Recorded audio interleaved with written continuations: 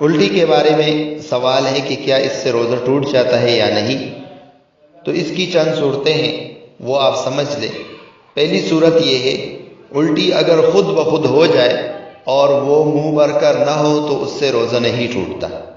اسی طریقے سے الٹی اگر خود بخود ہو جائے اور وہ منہ بھر کر ہو تب بھی اس سے روزہ نہیں ٹوٹتا۔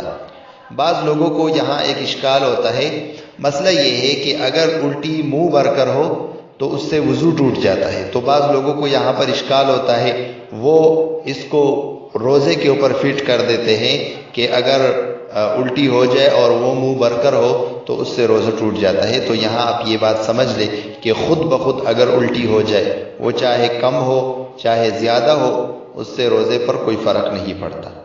اسی طریقے سے کسی نے قصداً الٹی کی اور وہ منہ بھر کر نہ ہو، کم ہو، تو اس سے بھی روزہ نہیں ٹوٹتا۔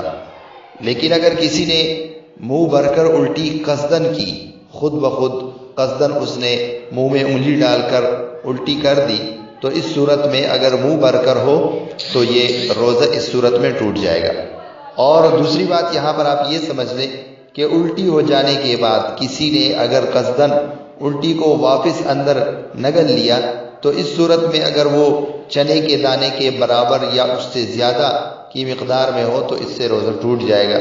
باقی رمضان میں روزے کی حالت میں جو کٹھا پانی گلے تک آ جاتا ہے اور پھر خود بخود نیچے چلا جاتا ہے تو اس سے بھی روزے پر کوئی اثر نہیں پڑتا، اس سے روزہ نہیں ٹوٹتا۔ اس طریقے سے خواتین کو بیماری کی وجہ سے جو بار بار الٹی آتی ہے، تو الٹی اگر خود بخود آتی ہو تو اس سے روزہ نہیں ٹوٹتا۔